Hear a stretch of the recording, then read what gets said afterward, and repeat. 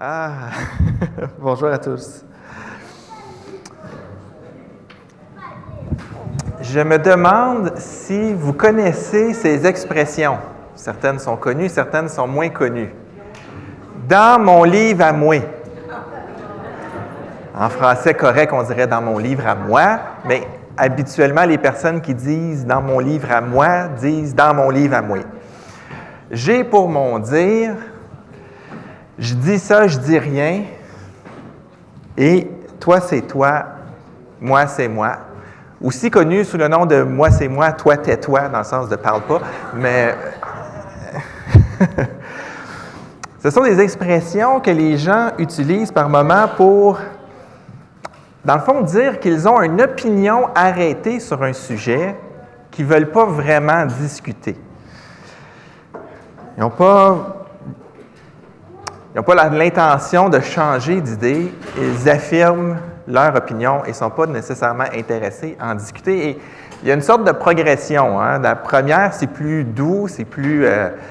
ça parle presque d'une préférence personnelle, ou ça pourrait être... Des fois, ça veut dire dans mon expérience, j'ai appris que... Et quand on arrive à la dernière, c'est vraiment, on ne veut pas parler. On veut simplement affirmer que ça, c'était notre opinion. Laisse-moi vivre. Arrange-toi tout seul avec tes idées. Si tu n'es pas content, ce n'est pas mon problème. Il y a un peu tout ça qui est caché en arrière. On a un beau mot, une belle expression en français pour parler un peu de ça, c'est le relativisme moral. J'ai mon idée, tu as la tienne, et la vérité n'est pas importante tant que je peux continuer à faire ce que je veux.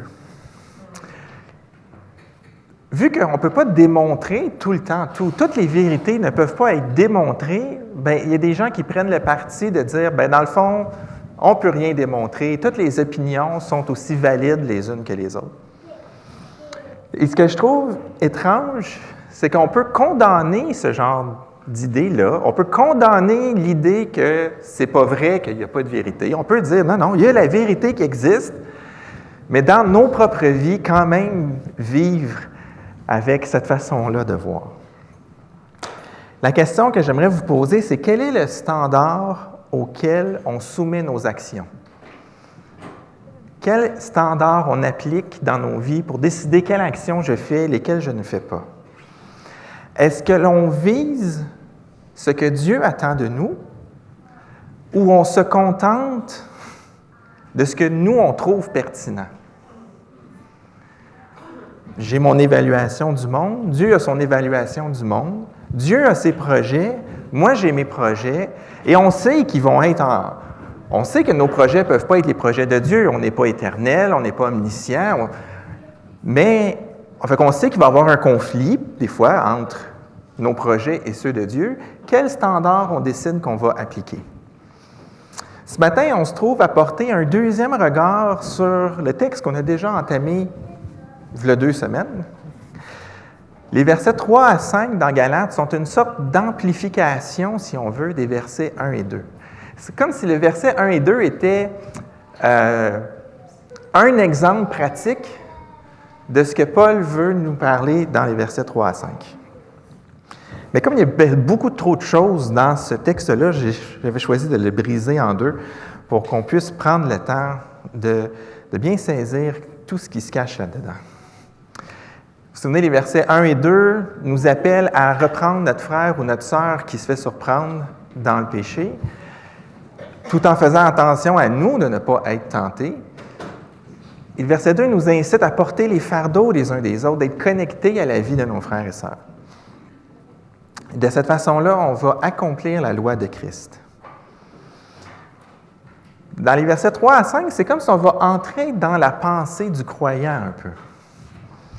Donc, sans plus attendre, on va lire, on va prendre on va relire toute la section ensemble, on va partir du verset 26 du chapitre 5. « Ne soyons pas vaniteux et évitons de nous provoquer les uns les autres et de nous jalouser mutuellement. Frères et sœurs, si quelqu'un s'est laissé surprendre par quelque faute, vous qui vivez selon l'Esprit, ramenez-le dans le droit chemin avec un esprit de douceur. Et toi qui interviens, fais attention de ne pas te laisser toi-même tenter. Aidez-vous les uns les autres à porter vos fardeaux, De cette manière, vous accomplirez la loi de Christ. Celui qui s'imagine être quelqu'un d'important, alors qu'en fait, il n'est rien, il s'abuse lui-même. Que chacun examine ce qu'il accomplit lui-même. S'il découvre quelque aspect louable, alors il pourra en éprouver de la fierté par rapport à lui-même, et non pas par comparaison avec les autres, car chacun aura à répondre pour lui-même de ses propres actions. Jean nous a parlé de la fierté ce matin. On va regarder ce sujet-là. C'est un sujet vraiment compliqué chez les chrétiens, la fierté. Paul nous dit ici que la seule chose qui compte pour ma vie, c'est que Christ soit formé en moi. Et ça ne paraît pas nécessairement évident à première vue, mais j'espère qu'ensemble, on va pouvoir voir que c'est ça qui est important. Que Christ soit formé en moi, que ça puisse s'exprimer, ça. Et c'est comme si Paul présente l'idée d'une façon négative, quelque chose à ne pas faire, et de façon positive. Donc, il va avoir éviter d'être un propre juste et vivre en croyant transformé. C'est un peu ça que Paul est en train d'essayer de présenter ici. J'aimerais prier. Seigneur, on a un texte qui vient mettre notre cœur au défi. Et Seigneur, je te prie de nous révéler notre propre cœur ce matin. Révèle notre désir d'être validé, d'être approuvé par quelque chose d'autre, par quelqu'un d'autre que toi. Seigneur, révèle aussi le désir que tu as mis dans notre cœur de t'appartenir entièrement. Nous qui sommes tes enfants, notre cœur soupire après le fait de t'appartenir entièrement. Rends ça visible à nos yeux, Seigneur. On est tes disciples, on veut te suivre, on veut t'appartenir, on veut se satisfaire de t'appartenir. On veut se satisfaire qu'on est devenus les frères et les sœurs de Jésus. Le Seigneur t'a payé cher pour ça. Je te prie pour ceux qui ne te connaissent pas encore, qui ont peut-être entendu ton nom, mais qui n'ont pas laissé tout derrière pour s'accrocher à toi, recevoir pleinement ton pardon, recevoir pleinement ce que tu as fait pour eux. Seigneur, que ce matin, tu puisses les toucher d'une façon particulière. Que ta famille grandisse ce matin, Seigneur, dans ta gloire. Sauve, Seigneur. Attire à toi et fais tomber les forteresses de nos cœurs, je t'en prie. Amen. J'utilise une expression ici, l'expression de propre juste. Quand on parle de quelqu'un en disant qu'il est propre juste, on ne fait pas référence à son hygiène, on fait référence au fait que ces personnes-là ont tendance à se trouver dans un statut moral supérieur. La personne se regarde, elle s'évalue, puis elle a l'affaire. C'est des gens qui, généralement, choisissent un standard de vie eux-mêmes et trouvent qu'ils le vivent bien. Dans le cas de l'Église de la Galatie, on sait qu'il y a un grand fossé entre les Juifs et les Grecs. On en a parlé pas mal. L'exhortation des versets 1 et 2 d'aller vers celui qui pêche, de porter les fardeaux de notre voisin, c'était très difficile pour cette Église-là parce que les Juifs avaient les Juifs qui étaient devenus chrétiens avaient une façon de mépriser les non-Juifs devenus chrétiens parce qu'il y avait certaines difficultés. Et l'inverse était vrai aussi. Et là, cette idée de porter les fardeaux les uns des autres, ceux qui étaient libres, enfin, n'étaient pas nécessairement intéressés à aller porter les combats de leurs voisins. On est libre, mais justement, on est libre, on n'a plus à s'occuper de notre justice devant Dieu, c'est Jésus qui a fait ça. Et alors, cette grande liberté qui nous est acquise par Jésus nous permet de nous concentrer sur nos frères et sœurs qui vivent des difficultés, sachant qu'on n'a plus à s'occuper de nous-mêmes devant Dieu. Cette question-là, elle est réglée, donc on est libre pour pouvoir prendre soin les uns des autres. Avec amour, avec douceur, selon le fruit de l'Esprit, comme on a vu. Les Juifs et les Grecs devenus chrétiens avaient tous ces deux groupes-là avaient des raisons de se vanter et de se trouver supérieurs à l'autre. Et Paul appelle tout le monde à aller vers le prochain qui a de la difficulté pour l'exhorter et le relever. Et on a vu, quand on a regardé ces deux versets-là, vous vous souvenez, on a vu que cette exhortation à aller reprendre notre frère ou notre sœur avec douceur devrait nous dire que ça va nous arriver aussi. N'est-ce pas? Ça va arriver qu'on va glisser dans le péché, qu'on va être surpris par une faute. Et là, je vous avais demandé, c'est quand la dernière fois que vous avez demandé pardon quand quelqu'un vous a repris? Ceux qui cherchaient si c'était en 2012 ou en 2013, j'espère que vous avez soit trouvé la date ou soit réalisé que ce n'est pas normal.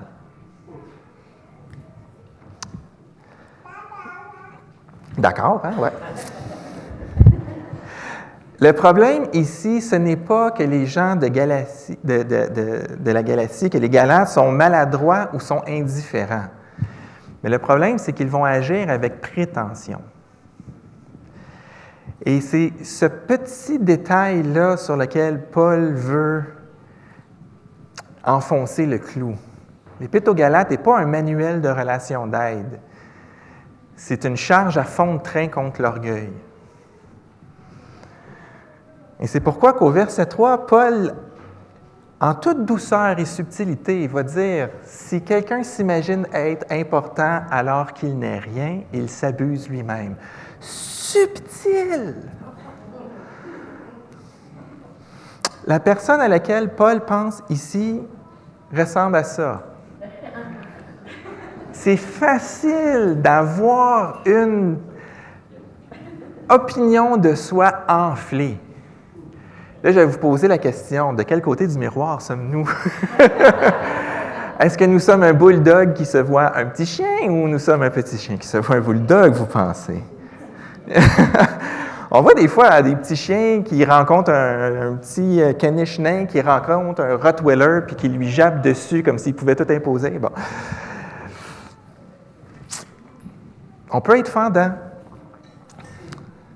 Pourquoi Paul dit « Si quelqu'un s'imagine être important alors qu'en fait il n'est rien, il s'abuse. » Là, je vais vous poser une question. Est-ce vrai que le chrétien n'est rien? Est-ce vrai que le chrétien n'a aucune valeur? Est-ce vrai qu'on n'est pas important? Si quelqu'un s'imagine être quelqu'un d'important, il s'abuse. Est-ce que c'est vrai, ça? Est-ce que c'est vrai qu'on n'a aucune valeur? C'est pas ce que Paul dit. Mais je sais que ce genre de vocabulaire-là a l'air dur. Et dépendamment où vous êtes dans votre vie et ce que vous vivez, ces mots-là sont en train de rentrer dans votre tête avec peut-être pas l'intention que Paul a. D'accord? Alors, ce que je veux faire, je sais que certaines personnes sont diminuées présentement, vivent beaucoup d'épreuves, et je ne veux pas vous enfoncer. Je ne veux pas que vous arrêtiez d'écouter maintenant, puis que vous vous disiez, oui, c'est vrai, dans le fond, ce que je me dis depuis une semaine, un mois, 3 ans, je suis une loque, je ne vaux rien. Faut pas ça, OK? C'est pas ça que Paul est en train de faire. Alors, ce que je veux faire, c'est que je vais convoquer d'autres morceaux de l'Écriture pour venir en renfort ici. D'accord? Ça ne fait pas partie de notre texte, mais justement, c'est parce que ça ne fait pas partie de notre texte.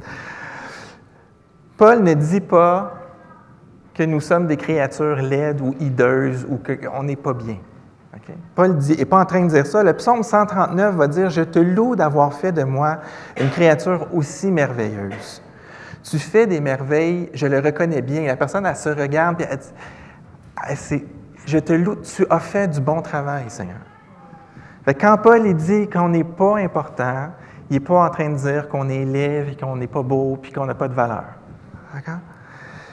Le psaume tout entier, le psaume 139 au complet, nous parle de la grande attention que Dieu nous porte, de la grande valeur qu'il a déposée et qu'il nous accorde.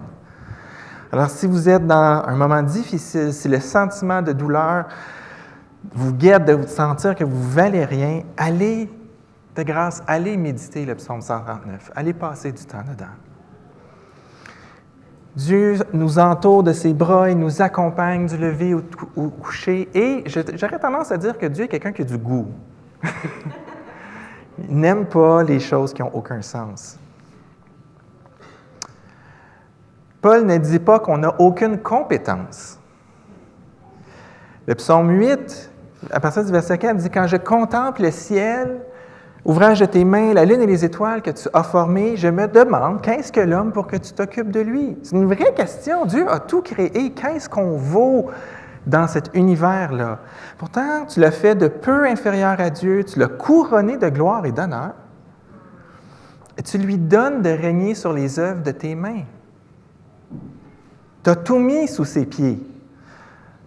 Le petit bétail, le gros bétail, tout. Dieu nous crée, nous rend capables, nous donne ce qu'il faut pour qu'on puisse s'occuper de sa création. Donc, on n'est pas sans compétence. Il n'a pas créé des êtres imbéciles et incapables. On a ici encore une immense valeur aux yeux de Dieu. Et oui, en 200 ans de capitalisme occidental, on a scrappé la planète, mais normalement, on a ce qu'il faut pour s'en occuper. Une autre chose que Paul ne dit pas, c'est que nous sommes sans valeur. Et dans Genèse 1, il nous dit qu'il crée l'homme de sorte qu'il soit à son image. Il crée l'homme à son image. L'homme et la femme, il les crée à son image, à lui. On est créé à sa ressemblance et Dieu vient vers nous à cause de ça. J'ai choisi ces 3 passages-là. Pourquoi? Parce que ce sont des passages qui parlent de ce que Dieu a déposé en nous. Il y a des tonnes de passages qui montrent que Dieu est plein d'affection pour chacun de nous. Il y a plein de passages qui montrent qu'il vient à notre secours, qui s'inquiète de nous, qui tend l'oreille, qui écoute quand on souffre. Il y a plein. Mais on pourrait dire, ah oui, mais ça, c'est parce qu'il y a quelqu'un, c'est parce que Dieu est super généreux. Dans le fond, je ne vaux rien. Puis Dieu, lui, est tellement bon qu'il prend soin de moi malgré que je ne vaux rien. Mais ces passages-là, ce n'est pas ça. Hein? Dieu nous donne de la valeur. On voit que la Bible dit que l'humain a de la valeur. Mais des fois, on se dit, ah non, je vaux rien, je ne suis pas bon, je ne suis pas bonne, je fais tout le temps plein d'erreurs, je ne mérite pas d'avoir des bonnes choses, je suis une petite merde. Excusez le langage, mais des fois, c'est ce qu'on dit dans notre tête. Mais ce n'est pas ce que la Bible dit. C'est faux, ça. Dieu ne crée pas des choses sans valeur. Ces passages-là nous montrent comment Dieu a placé de la valeur dans chacun de nous. Chaque personne ici est créée à l'image de Dieu. Chaque personne ici a les compétences que Dieu lui a données. Donc, Paul ne veut pas dire qu'on n'a aucune valeur. En fait, même l'Épître aux Galates elle-même montre à quel point Dieu accorde de la valeur aux hommes. Et même le croyant devient héritier d'Abraham, héritier de tous les biens de Dieu. D'autres passages nous diraient qu'on est co-héritier avec Christ. On a de la valeur en Dieu. Donc, Paul ne dit pas ça. Alors, qu'est-ce qu'il dit?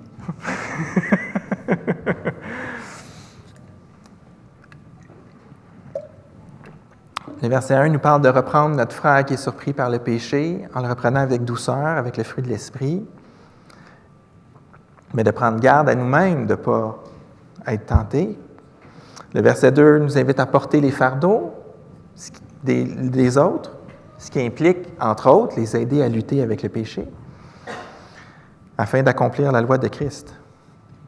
Oh, mon ordinateur décide tout seul qu'il faut que je recommence ce qu'on a déjà lu.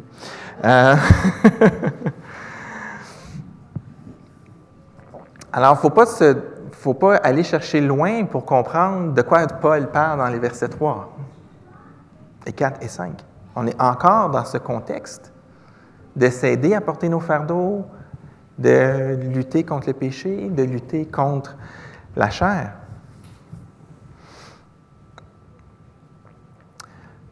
Ce que l'on a dans nos versets ici, c'est une version beaucoup plus directe de ce que Jésus a amené dans une parabole. Et j'aimerais qu'on prenne le temps de la regarder dans Luc. Jésus raconte une parabole à propos, pour ceux qui étaient convaincus d'être justes et méprisaient les autres. Donc, on est convaincu d'être juste, alors on méprise les autres. Et ça, on va voir, ça peut aller dans 2 directions, cette histoire. 2 hommes montent au temple pour prier, un pharisien et un collecteur d'impôts. Le pharisien, debout, faisait intérieurement cette prière. Je suis surpris qu'il l'a fait intérieurement, parce que... Ô Dieu, je te remercie de ne pas être avare, malhonnête et adultère comme les autres hommes, en particulier, nommément, ce collecteur d'impôts là-bas. Moi, je jeûne 2 jours par semaine, je donne 10 % de tous mes revenus. Le collecteur d'impôts se tenait dans un coin retiré et n'osait même pas lever les yeux au ciel, mais il se frappait la poitrine et murmurait « Dieu, aie pitié du pécheur que je suis. » Je vous l'assure, nous dit Jésus, c'est ce dernier et non pas l'autre qui est rentré chez lui déclaré juste par Dieu. Car celui qui s'élèvera sera abaissé et celui qui s'abaisse sera élevé. Jésus parle à des gens qui se croient supérieurs. Il parle au sujet de personnes que tout le monde dans la société qui l'entend parler trouve que ces gens-là sont supérieurs. Le collecteur d'impôts serait d'accord avec la prière du pharisien. Il serait d'accord qu'il vaut moins que le pharisien. Tous les gens qui écoutaient Jésus parler n'ont pas trouvé ça normal, la conclusion de Jésus. Parce que les pharisiens, c'était ceux qui gardaient la loi, c'était ceux qui enseignaient le peuple, c'était les bons gars. Mais Jésus pointe l'orgueil qui est dans le cœur, même de la personne religieuse et pieuse. En fait, Jésus a dû surprendre la foule, il a dû même la choquer. Il a choqué les pharisiens, ça c'est sûr, mais il a même probablement choqué les autres personnes qui trouvaient que c'était eux le modèle. Donc, les sous-entendus qui sont dans notre texte au verset 1 et 2, même qui sont décrits dans tous les chapitres du début de l'Épître aux Galates, Paul les met en évidence ici encore. Notre justice devant Dieu ne dépend pas de nous. Elle ne dépend pas de nos actions. Elle ne dépend pas de notre capacité à suivre la loi. Elle ne dépend surtout pas de notre capacité à suivre la loi mieux que notre voisin.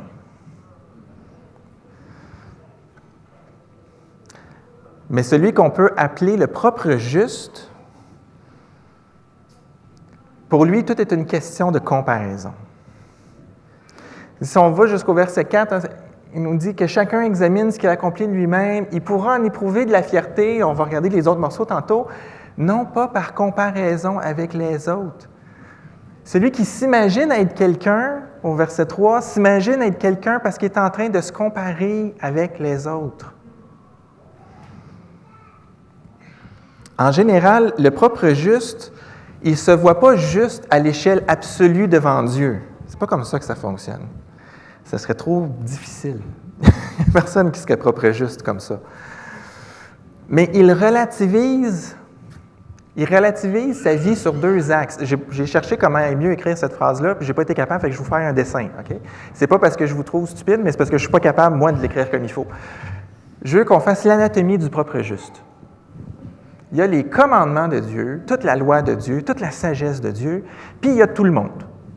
Tout le monde, différentes personnes, différentes vies. Et là, notre propre juste, à gauche, ce qu'il va faire, c'est qu'il va sélectionner. Il va sélectionner les commandements, puis il va sélectionner les personnes. Ça prend les 2 pour que ça marche. D'accord? C'est pour ça que je dis, il n'y a pas propre juste, il relativise 2 choses. À qui je me compare et sur quoi je me compare. Et quand j'évalue ma justice sur la base des commandements que j'ai sélectionnés en fonction des personnes que j'ai sélectionnées, je suis le boss. C'est comme ça que ça fonctionne. Et quand on y pense, quand Paul nous dit d'aller reprendre notre frère ou notre sœur avec douceur et de faire attention de ne pas tomber, c'est quand on va reprendre quelqu'un qui est tombé dans un péché, c'est rare qu'il est tombé dans un péché contre toute la loi. Habituellement, c'est certains éléments de la sainteté, il y a certains éléments de l'éthique dans sa vie qui ne marchent pas. Puis là, on va reprendre notre frère ou notre sœur sur la base de ce principe-là. Et ce principe-là, nous, on n'a peut-être pas de problème avec. C'est peut-être pas un défi pour nous. Donc, on est en danger de tomber facilement dans ce pattern-là, parce que là, on va exhorter la personne sur quelque chose pour lequel elle a de la difficulté, que nous, on n'a pas de la difficulté. Alors, on doit prendre garde de ne pas tout d'un coup se mettre dans cette image-là dans notre tête. Sur la base de ce critère-là, j'ai de la facilité, pas mon frère. Mais ça ne fait pas de moi quelqu'un qui pèse plus dans la balance de Dieu. Si je me dis ça, c'est parce que je suis tombé dans ce piège-là. Comprenez-vous?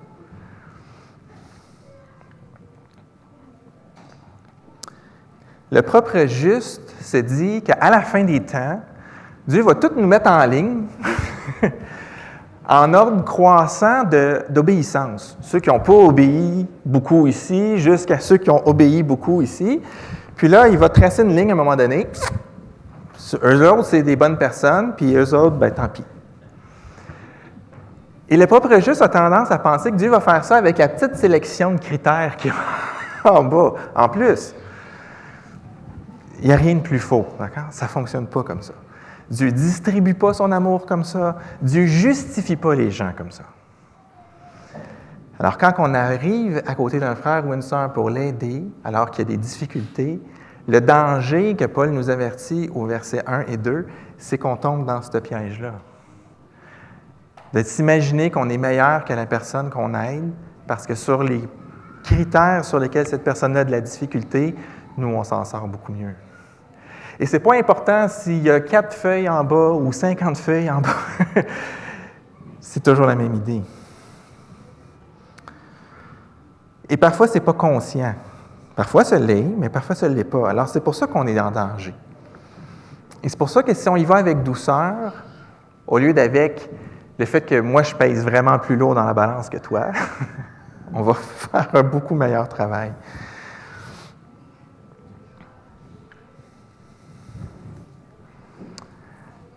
Vous savez, ce qui est intéressant des fois dans les conversations, quand on assiste à une chicane entre 2 personnes, « Ouais, mais toi, tu fais ça! » « Ben toi, tu fais ça d'abord. » Les erreurs de l'autre sont pires que les nôtres, donc on gagne.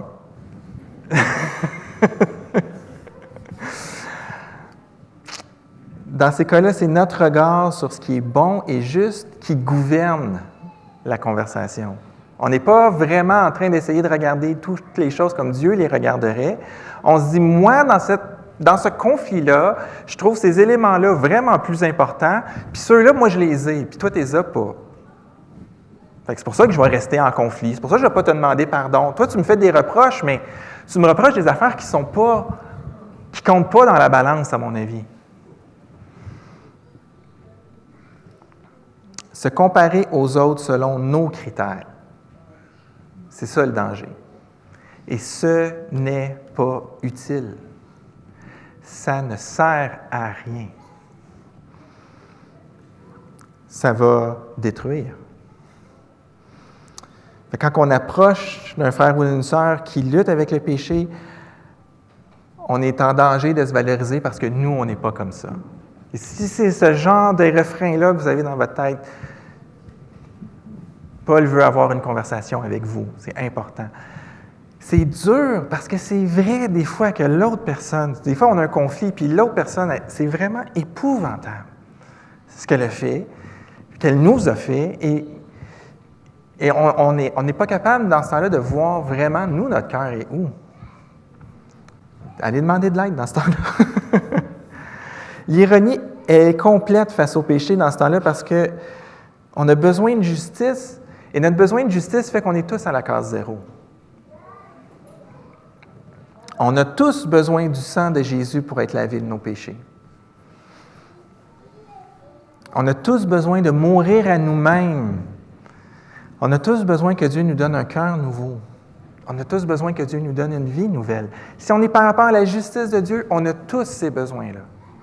Peu importe la quantité de trucs que vous êtes capable de suivre ou pas, devant Dieu, devant la justice absolue de Dieu, on est tous à la même place, on a tous besoin de Jésus. On est impuissant face au péché sans l'intervention miraculeuse de Dieu. Si Dieu n'intervient pas dans notre vie, il n'y a aucun moyen qu'on ait la victoire sur le péché. Et c'est dans ce sens-là qu'on n'est rien et que Jésus est tout. Jésus est le seul, en fait, je devrais dire, Jésus seul satisfait le Père pleinement. Et Jésus seul est tout ce qu'il nous faut pour être reçu par le Père. Ça, c'est la réalité de tout le monde. Il n'y a aucune distinction entre nous sur ce sujet-là. Nous avons tous besoin que Jésus rentre dans notre vie pour pouvoir être accepté par le Père, pour pouvoir être justifié, pour pouvoir recevoir la justice qui nous permet d'être en présence avec Dieu. La gravité de comment j'évalue la vie de l'autre ne change rien. L'autre n'est même pas là. On a besoin de Jésus, tous autant que nous sommes, pour pouvoir avoir accès à Dieu. C'est par la vie de Jésus qu'on est transformé. Et là, ça nous mène au deuxième point. Le croyant transformé. Et là, Paul va définir les choses de façon positive. Et honnêtement, c'est le bout le plus difficile à saisir comme il faut pour la vie chrétienne. Parce qu'il y a un piège dans ce que je vais vous dire. Alors, je vais essayer de rendre le piège évident, parce que je ne veux pas que vous tombiez dedans. Mais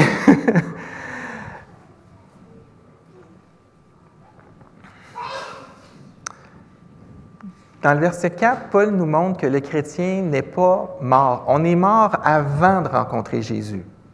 D'accord? On est spirituellement mort. On ne fait rien de bon avant de rencontrer Jésus. Mais un coup qu'on rencontre Jésus, on est vivant. Et les choses commencent à changer grâce à l'œuvre du Saint-Esprit. Et je pense que c'est le Saint-Esprit a un des ministères les plus malmenés dans la bouche des chrétiens. Le chrétien n'est pas quelqu'un de léthargique sur le plan de la croissance. Le chrétien va grandir. Il n'est pas question de figer le croyant dans la glu puis imaginer que personne ne progresse. La problématique que le verset 3 nous dit, c'est que la comparaison avec les autres n'est pas un bon indice de croissance. Ce n'est pas là qu'on voit si on croit, si on grandit en Jésus. Ça, c'est le vrai problème. Mais se comparer à soi-même, ça, c'est utile. Pas se comparer avec l'autre. Le verset 4 nous dit, si en s'examinant soi-même, ce qu'on accomplit nous-mêmes, on découvre quelque aspect louable, alors il prouvera en éprouver de la fierté par rapport à lui-même. Par rapport à lui-même.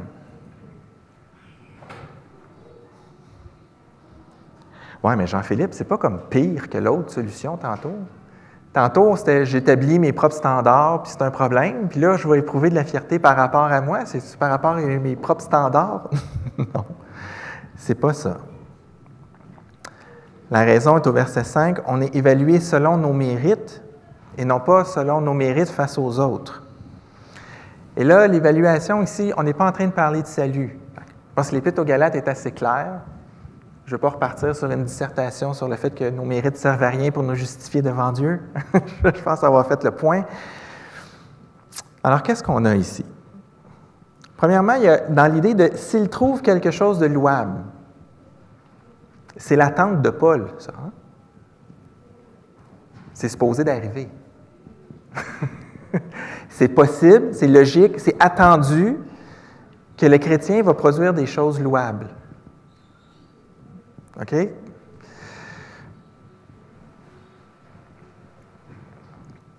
Je rappelle Galates 4, 19.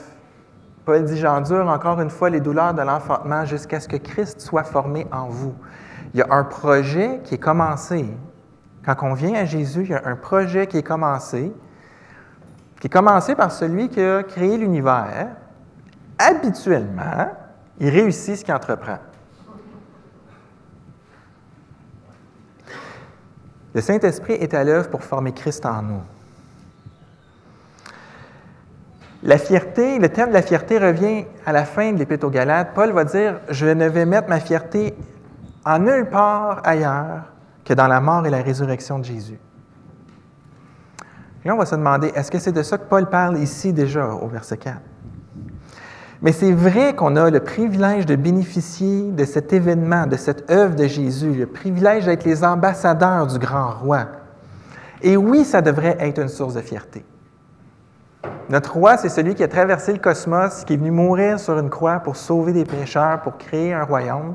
Notre roi, c'est celui qui a vaincu toutes les dominations mauvaises. C'est celui qui a vaincu Satan. C'est celui qui a détruit la mort.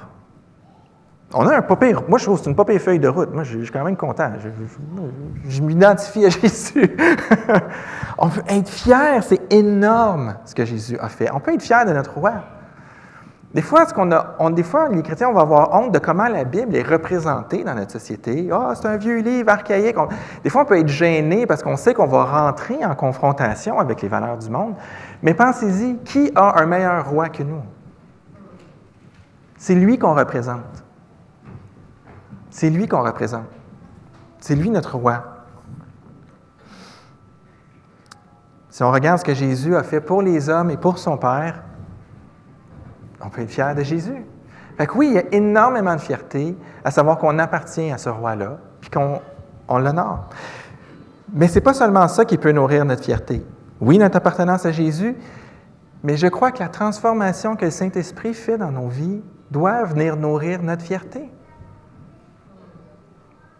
Et c'est là, je pense, qu'on a de la difficulté. On a de la difficulté pour 2 raisons. 1, parce qu'on pense qu'on ne vaut rien. Et 2, parce qu'on va glisser dans l'orgueil. Fait que là, c'est là le piège. Okay? Suivez-moi. Si quelqu'un est en Christ, il est une nouvelle créature. Okay? On a un cœur nouveau. Le combat contre la chair est féroce. On en a parlé pas mal. C'est chaud se battre contre le péché, mais la victoire, elle est là. Elle est possible parce qu'on a un cœur renouvelé et parce que l'Esprit est avec nous. À chaque fois que l'on fait la bonne chose, à chaque fois qu'on fait le bien sous la direction de l'Esprit, on découvre qui on est réellement. Okay? Ça, c'est pas facile, là. Okay? Il y a Jean-Philippe Robichaud qui vient au monde avec le péché collé à la peau.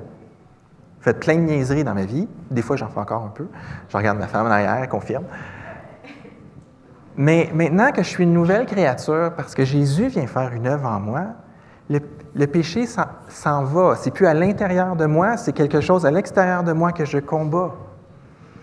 Et quand j'agis sans l'influence du péché, c'est ça ma vraie nature. Ça, c'est le vrai Jean-Philippe Robichaud. Pas celui avec le péché, ça s'en va. Ça ne fait plus partie de moi. Le vrai vous, c'est celui qui veut marcher avec Dieu. Tous les dons, les talents, les capacités que Dieu a mis en vous, elles vont s'exprimer. C'est ça, vous, sans le péché. Fait que Dieu vous transforme à l'image de Jésus, et plus vous êtes transformé à l'image de Jésus, plus vous êtes vous-même. Je ne sais pas si ça vous attire, mais on veut tout le temps s'améliorer. Mais être nous-mêmes, c'est être nous sans le péché. Le péché, ça ne nous appartient plus. Bon, des fois, on l'aime puis on le caresse, c'est une autre histoire. Mais la vraie personne que nous sommes, c'est la personne qui s'exprime sans le péché. Et ça, c'est l'œuvre du Saint-Esprit en nous. Mais voyez-vous pourquoi l'orgueil est proche? Parce que là, tout d'un coup, on peut s'attribuer le mérite. Mais on n'a rien que Dieu ne nous a pas donné. Surtout pas la victoire sur le péché.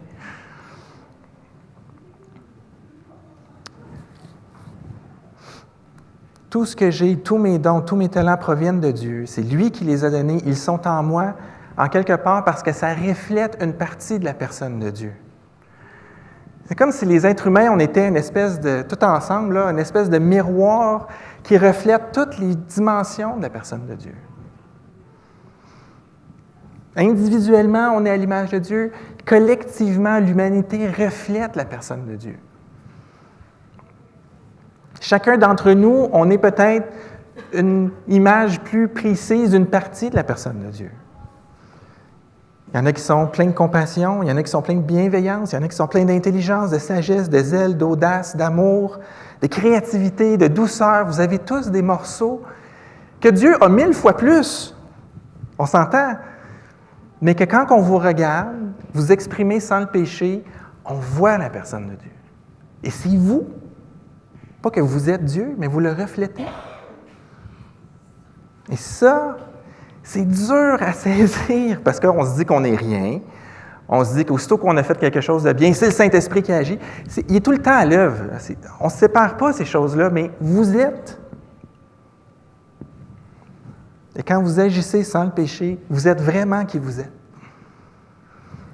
Vous n'êtes pas diminué par le péché.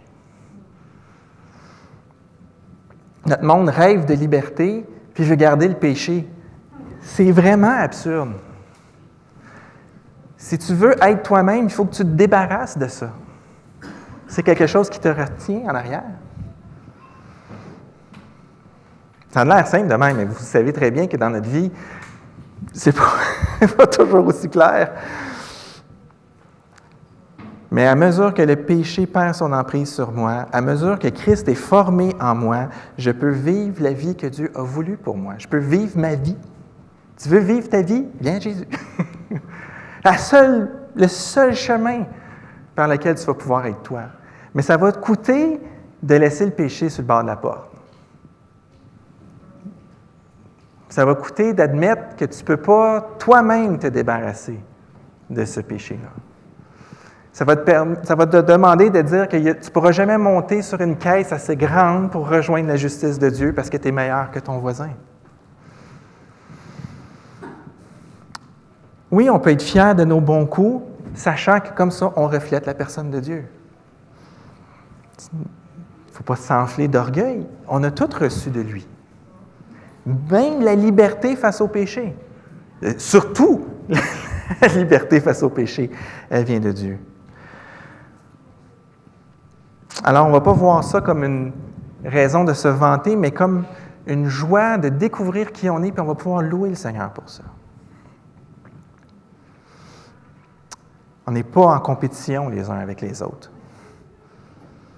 On n'a pas à grimper sur la tête des autres pour se démarquer aux yeux de Dieu.